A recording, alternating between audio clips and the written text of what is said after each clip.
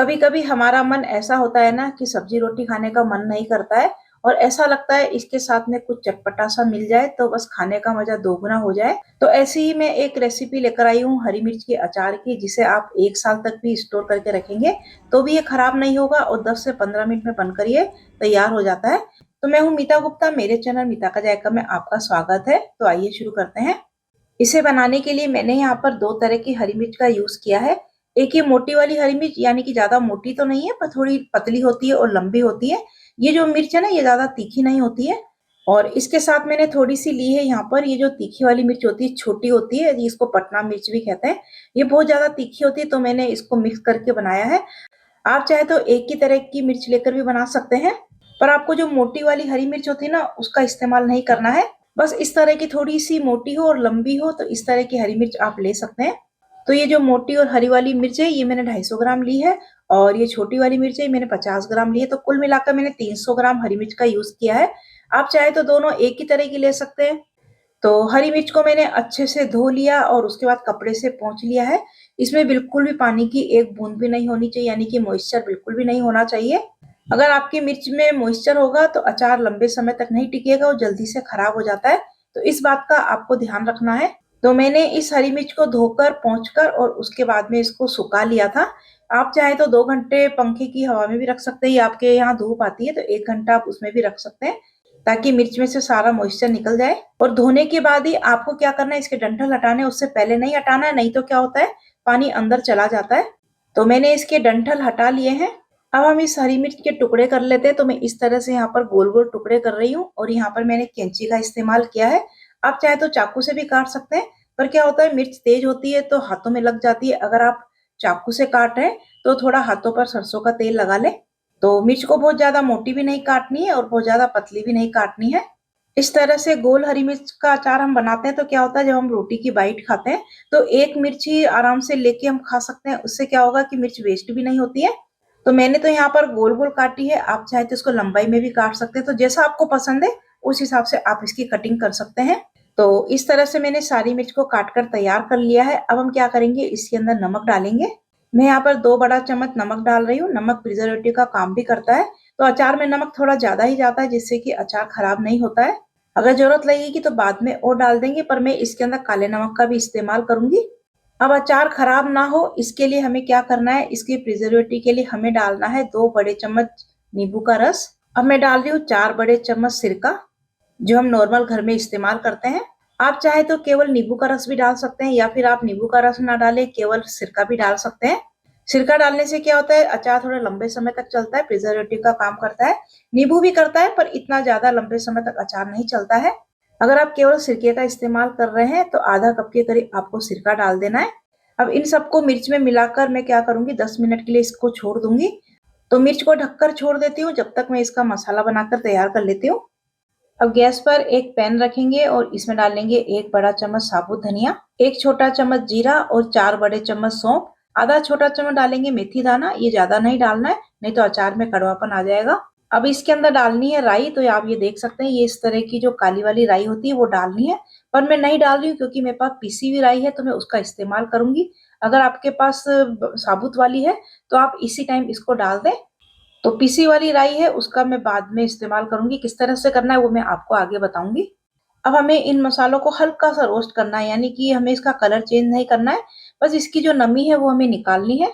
Gas की flame को लो ही रखना है। अगर आपके यहाँ तेज धूप आती है तो आप इनको 1 घंटे के लिए धूप में भी रख सकते हैं। तो हमें इनका कलर चेंज नहीं करना है, बस इसको अच्छे से गर्म करना है, जिससे कि इसका मॉइस्चर निकल जाए।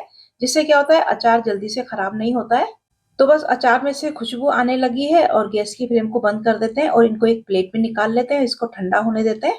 अब देखिए पैन गरम है तो मैं इसके अंदर डाल रही हूँ ये पिसी हुई राई, जो मैंने अभी आपको बताई थी, काली वाली पिसी हुई राई है। तो मेरे पास पहले से ही रखी थी इसलिए मैं इसका इस्तेमाल कर रही हूँ। तो 3 बड़ा चम्मच मैंने ये लिया है और साथ ही मैंने आधा छोटा चम्मच लिया कलौंजी, क्योंकि कलौंजी को हमें पीसना नहीं है और इसे ज्यादा भी नहीं डालना है, इसको भूनना भी नहीं है।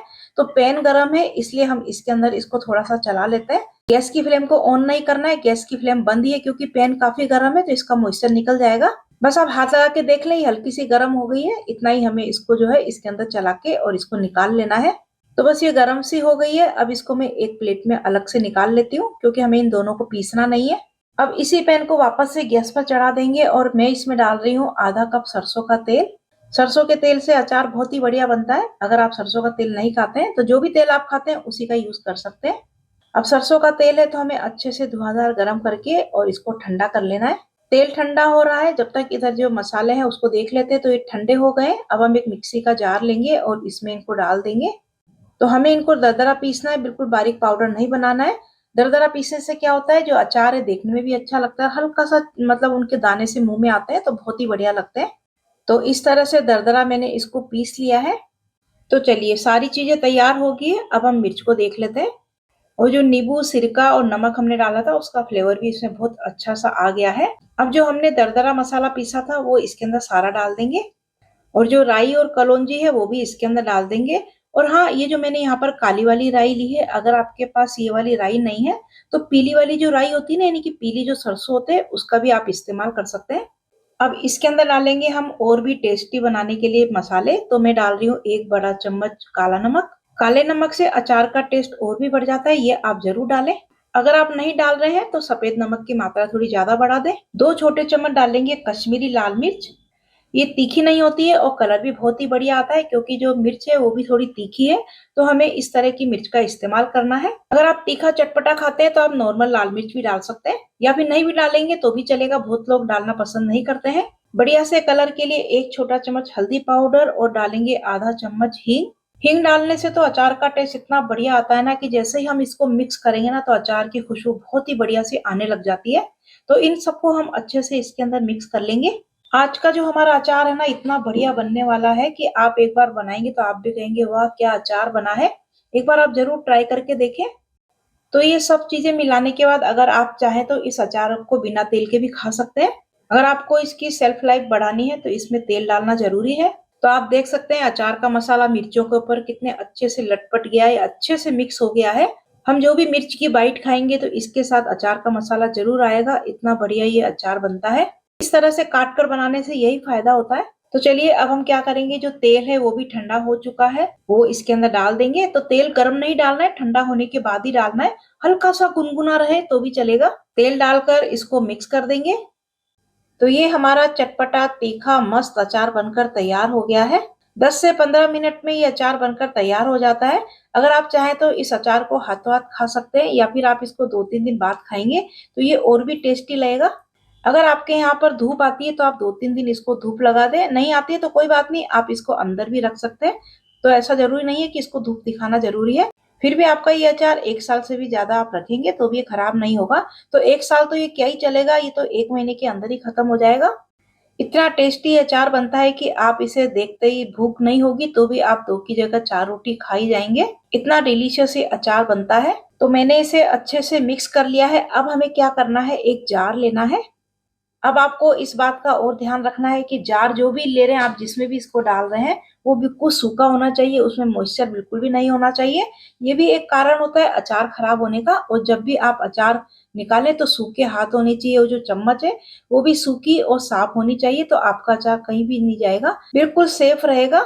अब ये जो अचार है मैं इस जार में डाल रही हूँ। अगर आप कांच का या फिर चीनी मिट्टी का जार लेंगे तो वो ज्यादा सही रहेगा। ये जो अचार है ना, अगर आप इसको 1 साल तक चलाना चाहते हैं तो आपको क्या करना है, जो मिर्ची है वो तेल में डूबी रहनी चाहिए, इतना तेल आपको डालना है। तो आप तेल और गर्म करके इसके अंदर डाल सकते हैं। अगर आप कम तेल का ही अचार खाना चाहते हैं तो आप जो है इसको इसी तरह से रहने दें, और ये 2-3 महीने तक आपका अचार खराब नहीं होगा। बस अगर आपको लंबे समय तक चलाना है तो ही आपको इसको अचार को जो है तेल में डिप करके रखना है। और तेल भी आपको गर्म करके और ठंडा करके ही डालना है। आप इस अचार को दाल चावल हो या पूरी रोटी पराठा कुछ भी हो, या फिर आप सफर में जा रहे हैं टिफिन में भी दे सकते हैं। तो आपका खाने का जो स्वाद है वो 2 गुना हो जाएगा। इतना बढ़िया ये अचार बनकर तैयार होता है। अचार तो है ही ऐसी चीज कि देखते ही हर किसी का खाने का मन कर जाता है।